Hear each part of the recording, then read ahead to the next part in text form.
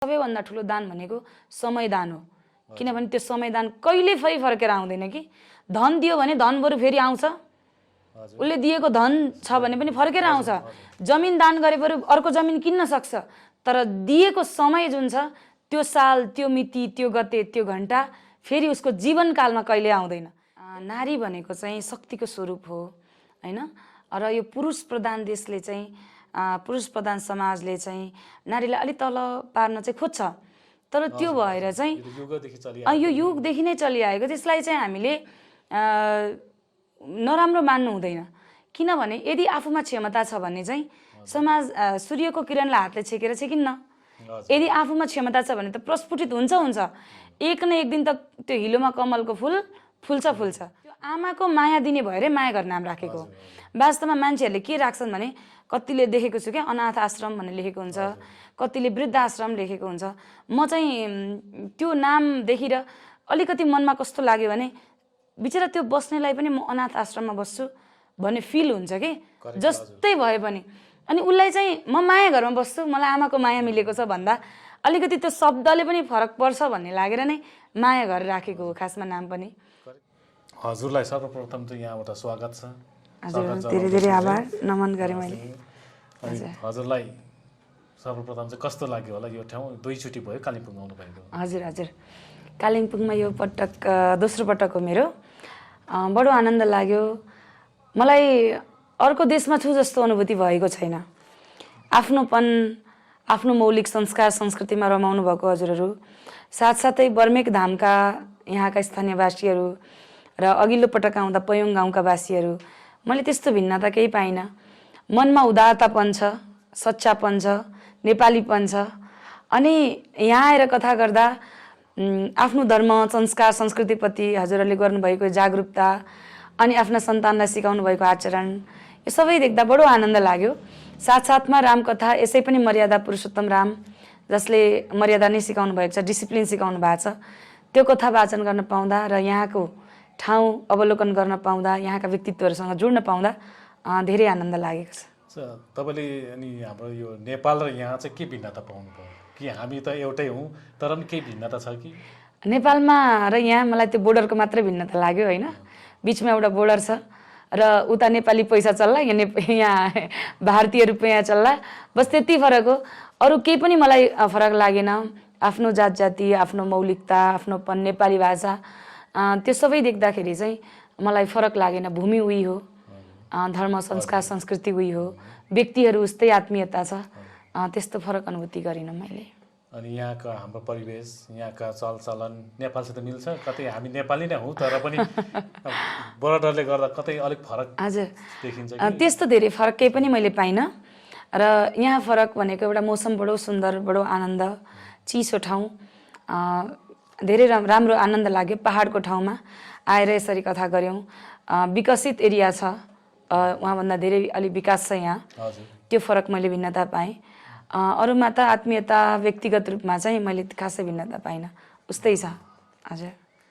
अनि यहाँनिर अब सबैलाई तपाईँले यो क्षेत्रमा है अहिलेको युगमा एउटा नारी भएर अब शिक्षित हुँदाहुँदै पनि होइन, अहिले त तपाईँको शिक्षित अनुसार पेसा अलिक धेरै हुन्छ, तर तपाईँले यस क्षेत्रमा चाहिँ अब तपाईँले यो पेसा भनिन्छ कि हजुर यसलाई के भन्नुहुन्छ तपाईँले?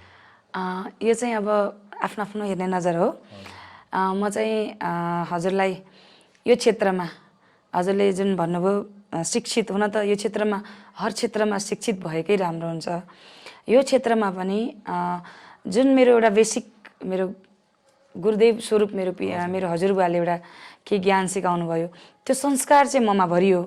र पछि मैले भौतिकतावादी संसारको ज्ञान जुन मैले लिएँ, त्यो लिए तापनि फेरि पनि आध्यात्मिक क्षेत्रमा मन गयो। र आध्यात्मिक क्षेत्रमा गएपछि भनिन्छ कि भगवान्सँग एकचोटि सम्बन्ध जोडेपछि त्यो टुट्दैन अरे कि, जानेर पनि खोज्दा पनि त्यो टुट्दैन अरे कि। फलामले चाहिँ चुमकले फलामलाई ताने जस्तो गरिकन भगवान्ले हामीलाई तान्नुहुन्छ अरे। र यो क्षेत्रमा अझ मलाई खुसी के लाग्छ भने, फरक क्षेत्रबाट यो क्षेत्रमा आउँदा अहिलेका युवाहरूलाई चाहिँ आध्यात्मिक क्षेत्रमा जागरुक गराउनलाई चाहिँ त्यो र यो मिश्रित गरेर, विज्ञान र शास्त्रलाई मिश्रित गरेर जब हामी प्रस्फुटित गर्छौँ समाजमा आफ्नो ज्ञानलाई, त्यो चाहिँ उहाँहरूले धेरै युवाहरू परिवर्तन भएको देख्दा चाहिँ वास्तवमा यो ठिक गरेछु जस्तो अनुभूति हुन्छ। हजुर, अनि यो शिक्षित अब सबै प्रायः अहिले त शिक्षितै छन् है, सबै पढेकै छन्। मान्छेले अब यो आध्यात्मिक भन्ने चिज त अब एउटा उहिल्यै गर्थ्यो, 40 नागेर 60 नागेर गर्छु भन्छ। अनि अब युवा भनेको त अब एउटा मनोरञ्जन, घुम्ने डुल्ने है, अब त्यस्तो मानसिकता भइसकेको अब हाम्रो अहिलेको जमातलाई चाहिँ अब कुन तरिकाले चाहिँ अब उनीहरूलाई चाहिँ यो आध्यात्मिक क्षेत्रमा अगाडि बढाउनु भन्ने एउटा के उदाहरण तपाईँकोमा? हजुर हजुर हजुर, धेरैले मलाई भन्नुहुन्छ यही उमेरमा हजुरले त, हामी त यो उमेरमा त एउटा खेल्ने घुम्ने रमाउने उमेर, हजुर चाहिँ अध्यात्म क्षेत्रबाट चाहिँ समाज परिवर्तन गर्छु भनेर लाग्नुभएको छ भनेर धेरैले प्रश्न गर्नुहुन्छ। तर वास्तवमा हामी चाहिँ क्षणिक सुखको पछाडि लागेका छौँ क्या मान्छेहरू। धनमा सुख खोज्छौँ, नारीमा सुख खोज्न थाल्छौँ, पुत्रबाट सुख खोज्न थाल्छौँ। हामीलाई चाहिँ आध्यात्मिक यो सुखले भन्दा पनि भौतिक सुखले पो मलाई सुख बनाउँछ कि भनेर लाग्छौँ। अनि जुन सुख साँच्चीकै हुने चाहिँ 40 पछि भनेर राख्छौँ हामी। तर त्यसमा चाहिँ जुन सुख छ, जब त्यो अध्यात्ममा मान्छे लाग्छ नि, आनन्द त क्षण क्षणमा प्राप्त गर्न थाल्छ कि उसले। सानो सानो चिजमा खुसी हुन थाल्छ। अनि जस्तो परिस्थिति आए पनि यो त परिस्थिति त हरेकलाई आउँछ नि, यसलाई समाधान गरेर चाहिँ अगाडि बढ्ने हो भन्ने किसिममा उसमा भावना आउँछ। र अर्को कुरा चाहिँ कसैलाई पनि ग्यारेन्टी छैन कि म 40 वर्षै बाँच्छु भन्ने कुरा। संसारमा कोही पनि व्यक्तिको ग्यारेन्टी छैन कि म 40 वर्ष बाँच्छु या 30 वर्ष बाँच्छु अथवा 60 वर्ष बाँच्छु, कुनै ग्यारेन्टी छैन। त्यही भएर सुखी हुने आध्यात्मिक क्षेत्रलाई चाहिँ बेलैमा अँगालो भने आफ्नो जीवन चलाउनु पनि सहज हुँदो रहेछ, खुसी पनि हुँदो रहेछ, भगवानसँग जोडिसकेपछिको मनमा आनन्द पनि अलग हुँदो रहेछ र आफ्नो संस्कार र पहिचान पनि बस्दो रहेछ। यो चाहिँ हाम्रो अहिलेका युवाहरूलाई चाहिँ वास्तवमा हामीले चाहिँ सिकाउनै पर्ने हो। अझ म त भन्छु भगवत गीता, जहाँ चाहिँ सनातन सभ्यताको ज्ञान भगवान कृष्णले अर्जुनलाई दिनुभएको छ, त्यो चाहिँ वर्ल्डमा आज विश्वमै सबैभन्दा धेरै बेचिने पुस्तकमा पर्छ भगवत गीता। र त्यसमा चाहिँ जीवन जिउने कला सिकाएको छ कि हाउ टु लिभ लाइफ भनेर। त्यो चाहिँ बच्चैदेखि यदि पढ्न जाने बच्चाले भने चाहिँ हामीले के सिकाउनै पर्दैन, त्यो पुस्तकले सबै सिकाइदिन्छ उनीहरूलाई र अध्यात्ममा आफै हिँड्नलाई प्रेरित गर्छ। त्यसमा हिँडिसकेपछि त भौतिक संसारको समस्या त केही पनि हो जस्तो लाग्दैन। हजुर, आध्यात्मिकमा युवाहरूलाई अगाडि बढाउनुको निम्ति चाहिँ मातापिता आध्यात्मिकको पहिला सुरु हुनुपर्ने कि युवाहरूलाई नै एकैचोटि आध्यात्मिकमा लगाउनु पर्ने? यस्तो हुन्छ शिक्षा दिनुपर्ने होइन, मातापिताले सिकाए त अझ राम्रो हो, किनभने घर भनेको संस्कारको पाठशाला हो। वर्ल्डमा हजुरलाई आफ्ना सन्तानलाई चाहिँ विश्वमै इन्जिनियर, डाक्टर, पाइलट बनाउनलाई धेरै पैसा खर्च गरे पनि गर्न सकिन्छ। तर संस्कार पढ्ने विद्यालय छैन, विश्वमै छैन। र त्यो संस्कार पढ्ने विद्यालय भनेको घर हो। पहिलो शिक्षा दिने गुरु भनेको आमा हो। र आमाले यदि साँच्चीकै संस्कारिलो शिक्षा दिनु भने बच्चामा केही न केही फरक त पर्छ नै। तर यद्यपि उसले पछि बुझ्यो भने पनि सन्तानको माध्यमले बाबाआमा पनि त परिवर्तन हुन सक्नुहुन्छ कहिलेकाहीँ, त्यो पनि हुनसक्छ। भगवानले कसलाई चुन्नु भएको छ होइन, त्यो पनि हुनसक्छ। र अध्यात्म क्षेत्रमा लाग्नलाई सुरुमा मनै जाँदैन कि, त्यो मन जाँदैन। तर जब जान्छ नि फेरि फर्केर आउँदैन कि, त्यो चाहिँ एउटा मेरो अनुभव हो। अन्त त्यो नगएको मनलाई चाहिँ कसरी चाहिँ लानुपर्ने? यसलाई चाहिँ हजुरलाई सबैभन्दा पहिलो भनेको चाहिँ पुस्तकहरू अध्ययन गर्दै जाने। अनि त्यो पुस्तकले चाहिँ समस्याको समाधान त्यहीँबाट आफै अटोमेटिक उसले खोज्न थाल्छ कि, उसलाई आफूलाई काउन्सिलिङ हुन्छ। हेर्नु, जसरी एउटा मोबाइलमा ब्याट्री सकेपछि चार्ज गर्नुपर्छ, त्यस्तै मान्छेलाई पनि चार्ज चाहिन्छ। र त्यो चार्ज भनेको अध्यात्मले नै दिन्छ। एक दिन हजुरलाई पूजा कोठामा जब हजुरलाई चाहिँ एकदमै धेरै तनाव भयो, भगवानकै फोटो अगाडि बस्नुभयो 1 घन्टा भने पनि मनमा शान्ति हुन्छ भने अध्यात्मलाई अँगाल्यो भने झन् कति शान्ति मिल्ला। एउटा मूर्तिकै अगाडि गएर 1 घन्टा रोयो भने पनि यो मेरो छ भनेर विश्वास हुन्छ मान्छेलाई। कोही न कोही त छ भन्छ कि। अन्तिमको जब घरमा सबै द्वार बन्द भएपछि मनले चाहिँ के भन्छ भने एउटा कोही त छ, मेरो भगवान छ भन्ने मनमा आशा चाहिँ, सानो झिनो आशा चाहिँ पलाइरहेको हुन्छ। त्यो एउटा आशा जुन छ नि, त्यो अङ्कुरित भएर उनैको अगाडि अध्यात्ममा लाग्न थाल्यो र त्यसमा अध्ययन गर्दै अगाडि बढ्दै गयो भने चाहिँ उसले समस्याको समाधान त्यहीँ खोज्न थाल्छ र अध्यात्ममा युवाहरू लाग्न सक्छन्। हजुर, अनि हजुर चाहिँ त यो लाइटमा चाहिँ अब तपाईँको हामीले धेरैवटा मिडियामा हेऱ्यौँ है, सानैदेखिको तपाईँको इन्ट्रेस्ट चाहिँ यसमा थियो भन्छ। हजुर, अब सानोमै इन्ट्रेस्ट हुनेहरू चाहिँ तपाईँ जस्तो आध्यात्मिकमा लाग्छन् कि अब कसैको त हुँदैन नि त इन्ट्रेस्ट कि अब हुने बिरुवाको चिल्लो पात नहुने बिरुवाको खस्रो पात सानोमै चिनिन्छ भन्ने। अब यो खस्रो पात भएकोहरूलाई चाहिँ अब हामीले कसरी चाहिँ अब चिल्लो पात बनाउनु पर्ने। हजुर यस्तो हो, सानैमा इन्ट्रेस्ट भन्दा पनि मेरो चाहिँ हजुरबा नै पण्डित हुनुहुन्थ्यो। अब घरको रहनसहन त्यही किसिमको भयो। मलाई इन्ट्रेस्ट चाहिँ होइन, मेरो पिताजीको इच्छा चाहिँ डक्टर बनाउने थियो मलाई, र पढ्नमा पनि म अलि तेजै थिएँ। मलाई चाहिँ यो अध्यात्मले के गर्ला र मलाई पनि लाग्थ्यो, तर पढिदिन्थेँ कसको लागि, परिवारको लागि पढिदिन्थेँ म त्यतिखेर चाहिँ। र यसले पछि मलाई चेन्ज गर्छ भन्ने कुरा चाहिँ मैले जब समस्याहरू आउन थाल्छन् नि, अनि बल्ल त्यति बेला चाहिँ मान्छेले खोज्दो रहेछ क्या बाटो। एउटा नदीले समुद्रसम्म जानलाई चाहिँ कस्ता कस्ता भिर पाखाहरू छछल्केर चाहिँ आफ्नो बाटो खोजेर समुद्रमा पुग्छ नि, त्यस्तै जब जब मान्छे बढ्दै गयो समस्या पनि बढ्दै जान्छ, आउँदै जान्छ, उसका जिम्मेवारीहरू थपिँदै जान्छन्, कर्तव्यहरू थपिँदै जान्छन्। त्यस्तै मेरो पनि त्यसै गरिकन बच्चैदेखि भन्दा पनि बच्चामा संस्कार चाहिँ सिकाइयो।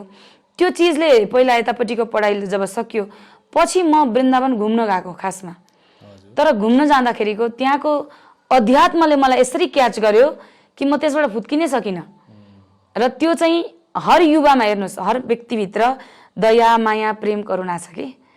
कोही व्यक्तिको माइन्ड अलि छिटो चल्ला, कसैको ढिलो चल्ला, सबै चाहिँ खस्रो हुँदैनन्। खस्रो पात जुन भन्नुभयो सबै हुँदैनन्। वास्तवमा भन्छु म चाहिँ सबै चिल्लै हुन्छन्, किनभने कोही ढिलो बुझ्ने हुन्छन्, कोही छिट्टो बुझ्ने हुन्छन्। माइन्ड त सबैको साथमा छ, तर त्यो छिट्टो व्यक्ति पढ्नेले 2 चोटि पढ्दा बुझ्छ भने ढिलोले त्यही चिज 10 चोटि पढ्नुपर्छ अनि बुझ्छ। अब त्यही ढिलो पढ्नेले चाहिँ 20 चोटि पढ्दै भने त ऊभन्दा अगाडि त ऊ हुने भयो नि त। मेहनत हो। म चाहिँ भन्छु कसैको दिमाग अलिकति फास्ट हुन्छ, तीक्ष्ण हुन्छ, त्यो पनि केही कारणहरू छन्। कोही खानाको कारण होला, कोही वंशानुगत कारण होला, कोही उसकै शरीरको उसको अनुसार होला, तर गर्न चाहिँ सकिन्छ यदि चाहना भयो भने। र चाहना बनाउनको लागि चाहिँ हामीले यस्तै सत्सङ्गहरूमा उहाँहरूलाई ल्याउने, बसाउने, बुझ्दै गएपछि के चाहिँ रहेछ त एकचोटि पढौँ मात्रै भन्नुभयो भने पनि अटोमेटिकली उहाँहरू चेन्ज हुनुहुन्छ। हजुर, तर त्यो मायाको घर छ नि, हामीले धेरै सुन्यौँ है, चर्चा पनि भइरहेको छ। अनि यो मायाको घरमा चाहिँ अब तपाईँको यो शिक्षा चाहिँ उहाँ चाहिँ कस्तो दिनुहुन्छ तपाईँले? कि अब यो भागवत पुराणकै कथाहरूको त्यो कथाहरू सुनाउनुहुन्छ कि कर्म के हो है, सेवा गर्न सिकाउनुहुन्छ कि शिक्षा, कि अब आध्यात्मिक शिक्षाकोपट्टि छ कि तपाईँको, कि भौतिक शिक्षाकोपट्टि तपाईँको त्यसमा ध्यान हजुर केन्द्रित छ? एकदमै राम्रो क्वेसन गर्नुभयो हजुरले। माया घर जो चाहिँ सडकबाट उठाएर ल्याएका साना साना बालबालिका, महिला, पुरुष सबै खालको हुनुहुन्छ। र विशेष गरी त्यहाँ चाहिँ हजुरलाई शिक्षा दिने भन्दा पनि उनीहरूलाई परिवर्तन गराउने। उनीहरू चाहिँ 90% त्यहाँ बस्नेहरू मेन्टल पेसेन्ट छन् के, मानसिक रोगी छन्।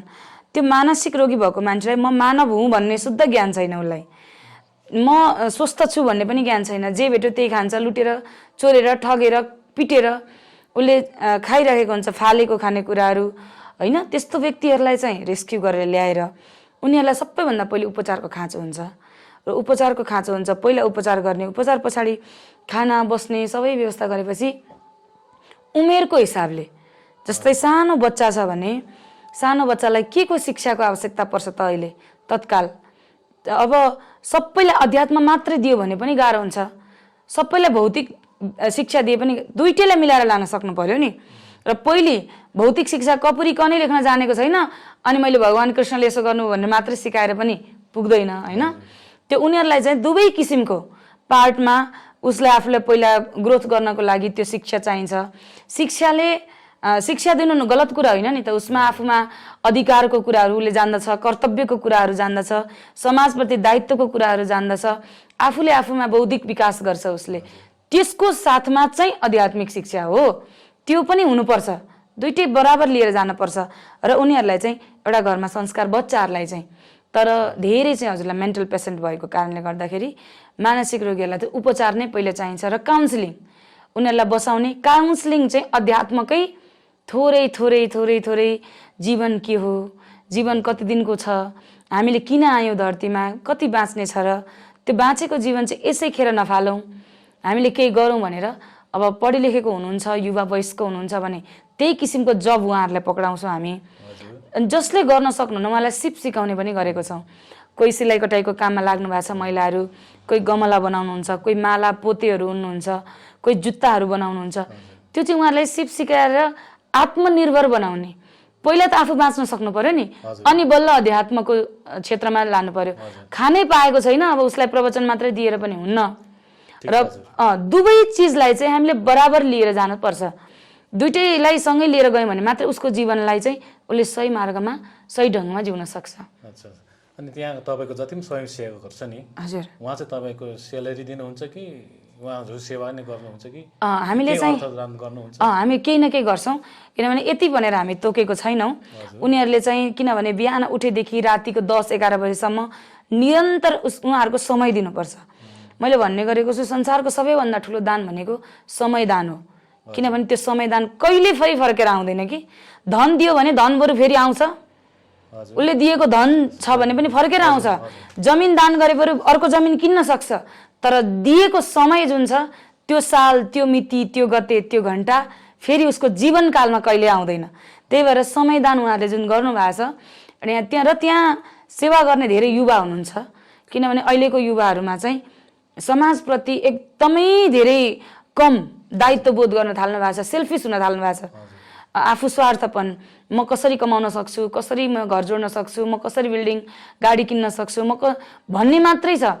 र समाजमा म पनि के गर्छु भन्ने व्यक्तिहरू एकदम कम हुनुहुन्छ। र उहाँहरूलाई चाहिँ हामीले युवाहरूलाई पनि माया गर है, किनभने भोलि हाम्रो पनि वृद्ध अवस्था आउँछ र हामी कति भाग्यमानी रहेछौँ उहाँहरूलाई बोध गराउनु पर्यो कि।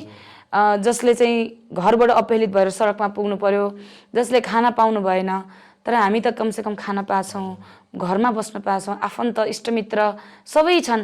त्यो बोध गराएपछि चाहिँ उनीहरू चाहिँ अहिले धेरै जस्तो युथहरू हुनुहुन्छ र उहाँहरूलाई चाहिँ स्यालेरी भन्दा पनि हामी केही पारिश्रमिक उहाँहरूलाई अर्पित गरेर त्यही अनुसारले उहाँले ड्युटी गर्नुभएको छ। अनि तपाईँको यो सुनिँदैछ तपाईँले भारतमा पनि माया घरको स्थापना गर्नुहुने, हजुर, यो चाहिँ अलिकति हामीलाई जानकारी गराइदिनुहोस् ताकि अरूले पनि चाल पाओस् यो के हो, कहाँसम्म तपाईँ यसमा सफल हुनु भइरहेको छ? हजुर, इच्छा चाहिँ धेरै ठुलो इच्छा छ। मायाघर भारतको लागि प्रोसेस भइसकेको छ र यसलाई चाहिँ अब मैले के सोचेको छु भने जुन कार्य अहिले नेपालमा भइरहेको छ, जब हाम्रो शास्त्रले सिकाएको छ वसुधैव कुटुम्बकम, विश्वका मानव भनेकै हाम्रो लागि चाहिँ सबै एकै हुन्, विश्व नै हाम्रो घर हो भन्ने जुन भावना सिकाएको छ, त्यो भावनाको हिसाबले र 18 पुराणको एउटा सार छ, अष्टादश पुराणेषु व्यासस्य वचनम द्वयम् परोपकार पुण्याय पापाय परपीडनम। 18 पुराणको अन्तिममा जसले पुराण रचना गर्नुभयो वेदव्यासजीले, उहाँले के भन्नुभयो भन्दा परोपकार पुण्याय, परोपकार जस्तो पुण्य कर्म यो संसारमा केही पनि छैन रे, अनि परपीडा, अर्कालाई पीडा दिनु जस्तो पाप पनि यो संसारमा केही छैन रे। त्यही भएर यो दुइटैलाई मिश्रित गरेर जब शास्त्र कसैलाई सुनाइन्छ भने त्यो पहिले मैले जीवनमा उतार्नुपर्छ भन्ने मेरो धारणा हो। कसैलाई सिकाउनु पूर्व पहिले म परिवर्तन हुनुपर्छ भन्ने मेरो धारणा हो। हजुर, पहिले आफूले जीवनमा उतार्ने अनि बल्ल अरूलाई सिकाउने अधिकार हुन्छ। र त्यो चाहिँ आफूले जीवनमा उतारिसकेपछि चाहिँ अब यसरी समाजलाई यसरी लाँदा चाहिँ ठिक हुन्छ है भनेर परिवर्तनको सिलसिलामा अब मायाघर नेपालमा त छँदैछ, लगभग 3 ठाउँमा अहिले सुरुवात भइसक्यो।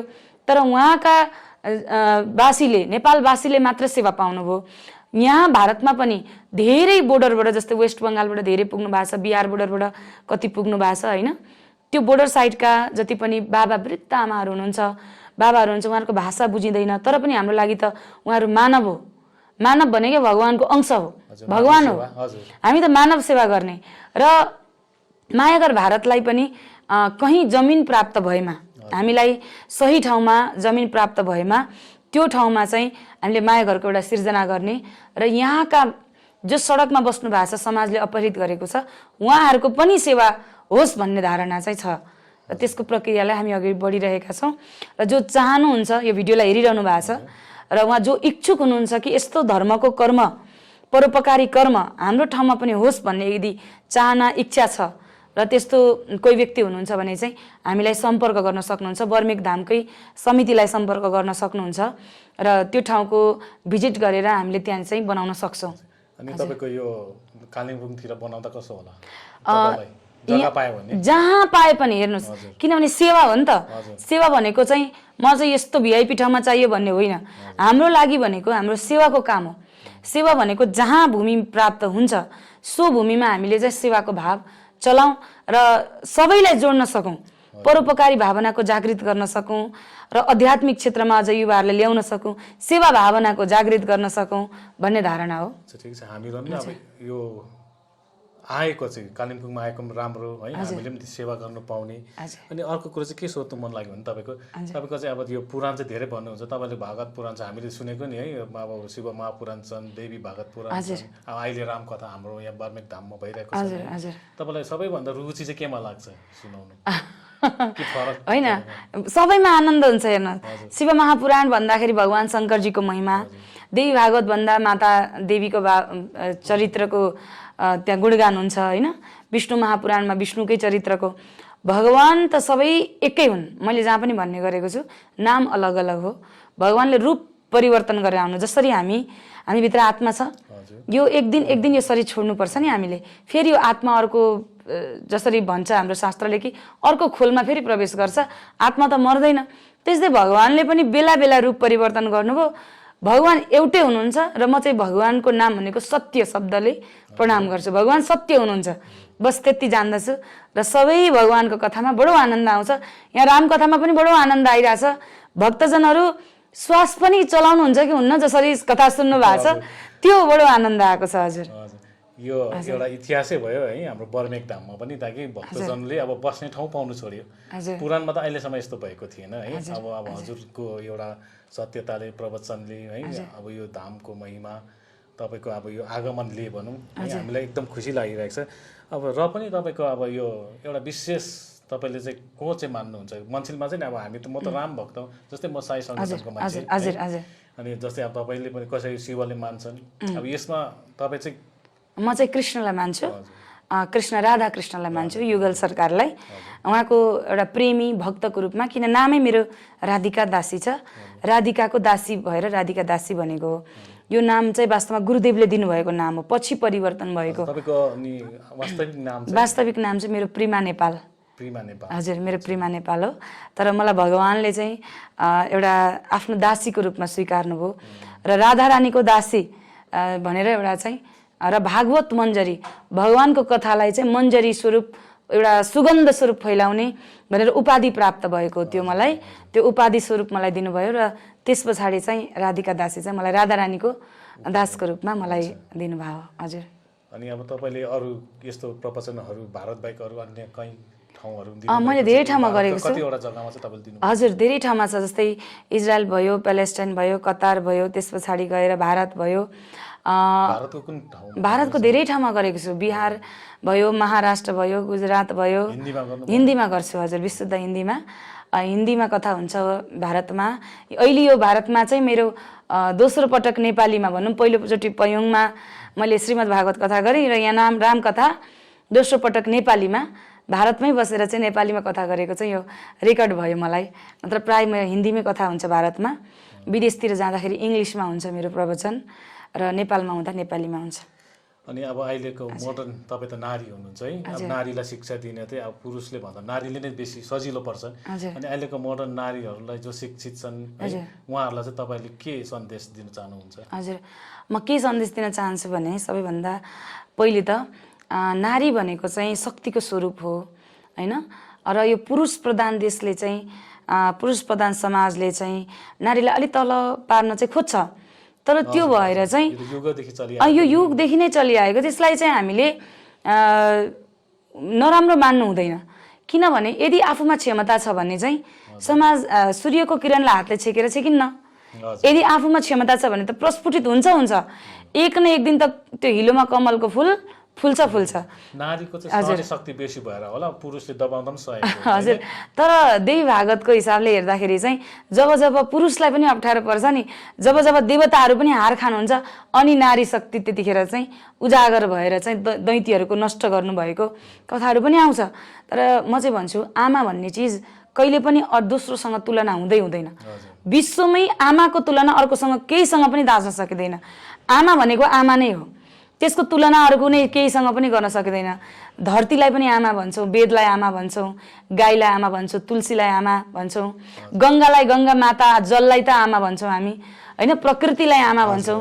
आमा नै आमाको स्थानमा बसेर अनि एउटै आमाको गर्भबाट जन्मिएर सन्तानले आमाको स्तनपान गरेर प्राण बचाउँछ हैन त्यो त्यही बच्चा पछि गएर आमाको बुद्धि छैन भन्छ जबकि त्यही आमाको उसले प्राण बचेको हो नि त उसको तर त्यो कुरा चाहिँ उसले भुल्दछ शास्त्र भन्दछ कि 1000 आचार्य बराबर एक पिताको स्थान छ भने 100 जना पिता बराबर एउटी आमाको स्थान छ आमाको तुलना अरूसँग गर्नै मिल्दैन भनेको छ त्यही भएर अब आमाले कथा वाचन गर्दाखेरि अब भाव त आइ नै हाल्छ किनभने एउटा घरलाई घर जस्तो बनाउन आमा भएको घर कति फरक पर्छ एउटी आमा भएको घरमा हैन अलग्गै रौनक आउँछ नि बाहिरबाट जति ठुलो विद्वान पुत्र किन नहोस् घरमा आएपछि मेरी आमा भनेर खोज्छ उसले आमाको ममता जहिले पनि त्यो अनुभूति गरिरहन्छ त्यही भएर चाहिँ आमाको तुलनाहरुसँग हुन्न अनि त्यो ममतामय कथामा आमाले वाचन गरेको त फरक त परि नै हाल्छ त्यसै सोचेर आमा नै यसपालि लिएर आएको नि तपाईको यो अब जस्तै मातृ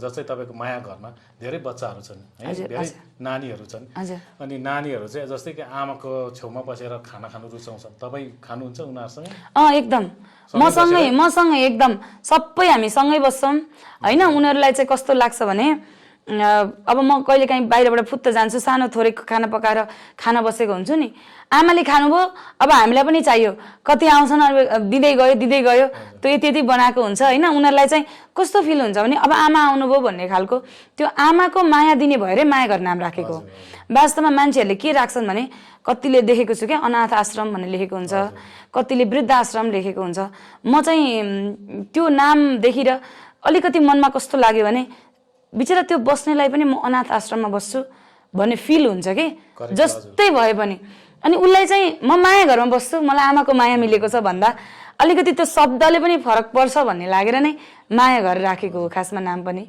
करेक्ट नाम चुन्नु पर्छ जस्तै अनाथ आश्रम भन्नुबित्तिकै नानीलाई त म त अनाथ पहिलो शब्दमा उसको भावनामा बसिहाल्छ नि है हजुर त्यसै भनेर चाहिँ तपाईले माया गर्छ अनि यो अहिलेको यो माया घरमा चाहिँ जति पनि अब नानीहरु छ नि है अब उहाँहरुको चाहिँ अब लक्ष्य चाहिँ के तपाईले उहाँहरुलाई देखाउनुहुन्छ कि तपाईँ ठुलो भएर डाक्टर इन्जिनियर भन्नुहुन्छ कि राम्रो मान्छे बन्नु भन्नुहुन्छ हैन मैले चाहिँ उनीहरुलाई अहिले केही पनि भन्दिन किनभने उनीहरुलाई अहिलेलाई बेसिक राम्रो होस् भनेर गाइडेन्स गर्ने हो हामीले संस्कार राम्रो दिने हो उनीहरुको सोच र विचारले भोलि आफै परिवर्तन हुन्छ कि जुन बेस हामीले पायौं त्यो त हाम्रो ब्लडमा जतिसुकै डिग्री गरेको मान्छेले पनि 10th 12th सम्म जति मेहनतले पढ्यो त्यो भन्दा अगाडि पढ्दैन नि त्यतिखेरसम्मको जति बेस पसेको हुन्छ अगाडि उसको त्यही अनुसारले जाने हो त्यही भएर उसलाई अहिलेको बेस जुन छ त्यो बेस चाहिँ हामीले वास्तविक तरिकाले सही ढंगले दिने हो र उनीहरुलाई बाबु असल ज्ञानी हुनुपर्छ र यस्तै परोपकारी हुनुपर्छ भनेर पनि सिकाउने हो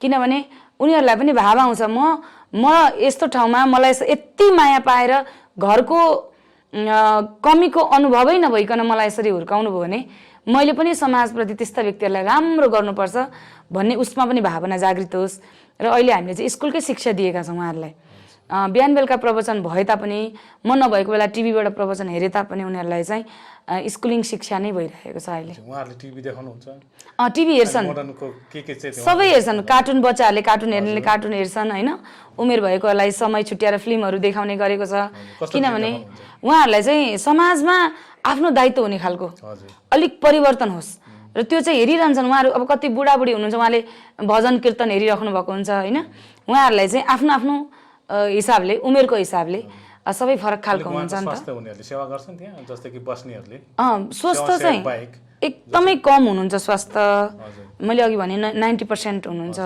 र 10% मा धेरै बच्चाहरु पर्छन् हैन जो स्वस्थ छन् कोही मानसिक रोगले विक्षिप्त भए पनि सेवा चाहिँ गर्नुहुन्छ तर सेवा गरे तापनि उहाँहरुको मुड अनुसार हुन्छ कि कहिले चाहिँ अब एकै दिन बेसरी काम गर्ने कहिले काहीँ चाहिँ अब गर्दै नगर्ने उहाँको हजुर त्यो पनि गर्नुहुन्छ एउटा त कस्तो घटना थियो भने 14 वर्षसम्म साङ्लोले बाँधेर राखेको सुँगुरको खोरबाट चाहिँ हामीले चाहिँ उद्धार गरेको हामीले चाहिँ थाहा पायौं पछि बाहिर मिडियातिर पनि आयो त्यसपछि कसैले भने कि यो घरमा यस्तो छ भनेर पछि बुझेर जाँदाखेरि हामीलाई चाहिँ त्यहाँबाट जानै दिएन भित्र हैन त्योसँग हामीसँग भिडियो क्लिपै छ हामीसँग हामीलाई भित्र जान दिएन नदिए पनि हामीले प्रयास गर्यौं गर्दै गएपछि जब अन्त समयमा केही नलागेपछि जाँदाखेरि शरीरमा एउटा पनि कपडा थिएन उहाँको, स्त्री हुनुहुन्थ्यो, अनि एउटा पनि कपडा थिएन उहाँलाई चाहिँ एउटा हामीले सुँगुरकै खोरमा सन्तुलन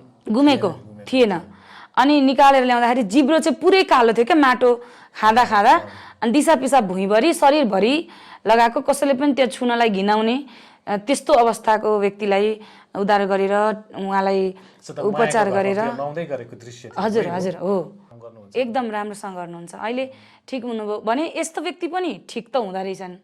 तर हामीले चाहिँ के गर्छौँ भने कसैको माइन्ड अथवा मानसिक रोगी हुनुभयो भने चाहिँ हाम्रो सोचै के हुन्छ, अब यो ठिकै हुँदैन भन्ने खालको, अझ धामी झारफुक गर्दा पो ठिक हुन्छ कि भन्ने मानसिकता होइन, त्यो चाहिँ हामी चाहिँ गर्दैनौँ। हामी चाहिँ उपचारै गर्छौँ, हामी बरु काउन्सिलिङ गर्छौँ, उपचार गर्छौँ, काउन्सिलिङ गराउँछौँ, बरु ध्यान योग साधना गर्न सिकाउँछौँ, मेडिटेसन गर्न सिकाउँछौँ होइन। उहाँहरूलाई त्यो पद्धतिले चाहिँ हामीले अगाडि लिएर जान्छौँ। हजुर। अनि यो अहिलेको यो जुन चाहिँ शिक्षा छ है, अब एउटा भौतिक शिक्षा भनौँ न, यसलाई यो इम्पोर्टेन्ट छ कि आध्यात्मिक शिक्षा इम्पोर्टेन्ट छ जीवनको निम्ति? दुवै आवश्यक छ। दुवै आवश्यक छ। म त भन्छु बेसिक लेभलबाटै, किनभने अहिलेको शिक्षा प्राप्त भएन भने उसले खानु पनि त पर्यो नि, भोलि कमाएर खानुपर्छ, र त्यो कसरी खाने भन्ने कुरा अध्यात्मले सिकाउँछ होइन। जीवनलाई कसरी बाँच्ने भन्ने कुरा अध्यात्मले सिकाउँछ, र यताबाट कमाउनु पनि पर्छ, समाजप्रति दायित्व बोध गराउँछ, अधिकारको बोध गराउँछ। त्यो शिक्षा भएन भने त उसले फेरि कसरी जीवनमा कसरी चल्ने भन्ने कुराको ज्ञानै हुँदैन। त्यही भएर दुइटै बेस बनाएर लानुपर्छ भन्छु म। र त्यो भयो र घरमा संस्कार अलिकति राम्रो भइदियो भने पक्कै पनि उसको जीवन चाहिँ उज्जवल हुन्छ जस्तो लाग्छ। अनि एउटा अब हाम्रो अन्तिम प्रश्न है तपाईँलाई, अब यो महादेव धाममा त तपाईँले पहिलोचोटि आउनुभएको है, कालिम्पोङ भयो तपाईँको 2 चोटि, अनि अब भविष्यमा फेरि तपाईँ यहाँ हामीले बोलायो भने आउनुहुने? हजुरहरू जति पटक बोलाउनुहोस् एकदम तयार छु, किनभने भगवानको कथा वाचन गर्नलाई पनि भगवानले नै चुन्नुपर्छ अरे। भगवानको कथा सुन्नलाई त भगवानले चुन्नुपर्छ भने बोल्नलाई पनि भगवानले चुन्नुपर्छ अरे। यो कथा पनि अचानक भयो। मलाई लाग्छ भगवान स्वयं भोले बाबाको इच्छा थियो कि यो ठाउँमा राम कथा होस् र यही व्यक्तिले वाचन गर्नुपर्छ भनेर पहिले तोकिएको हुन्छ अरे कि। र यहाँ यति सुन्दरसँग हजुरसँग भेट भयो, भेट भएर जुडिएर यो कथाको आयोजन भयो। हजुरले बोलाउनु भयो भने 1 पटक के 1000 पटक आउन पनि तयार छु। हजुर। अब नेपाल र इन्डियामा त पासपोर्ट चल्ने बेला भयो नि, कुरोहरू चल्दै थियो, अनि पासपोर्ट भिसाको कुरा आयो भने त अब आउनु गाह्रो पर्छ, जानु पनि गाह्रो पर्छ नि। त्यो अब त्यति बेला त्यो पनि केही व्यवस्था होला, भगवानले त्यो पनि विचार गर्नु होला। तर जहाँसम्म लाग्छ त्यो व्यवस्था हुन गाह्रो छ, किनभने यहाँ भारतको प्रधानमन्त्रीले भन्नुहुन्थ्यो नि बेटी र रोटीको सम्बन्ध छ भने जस्तै यो बडा गाह्रो छ त्यो बनाउनको लागि, त्यो हुनको लागि। अच्छा है, हाम्रो यो महादेव धामबाट जो प्रवचन दिनुहुने है राधिका दासीज्यू, उहाँबाट हामीले धेरै इन्टरभ्यू लियौँ, धेरै प्रश्न सोध्यौँ। उहाँले एकदम आध्यात्मिकको मिठो ज्ञान हामीलाई अझै रहल सुनाउनु भयो, र यसमा हामी धेरै खुसी छौँ, आभार प्रकट गर्छौँ। भविष्यमा फेरि हामी उहाँलाई निम्ताउनेछौँ भन्दै आजको यो हाम्रो यो छोटो वार्तालाई म यहीँ समाप्त गर्न चाहन्छु।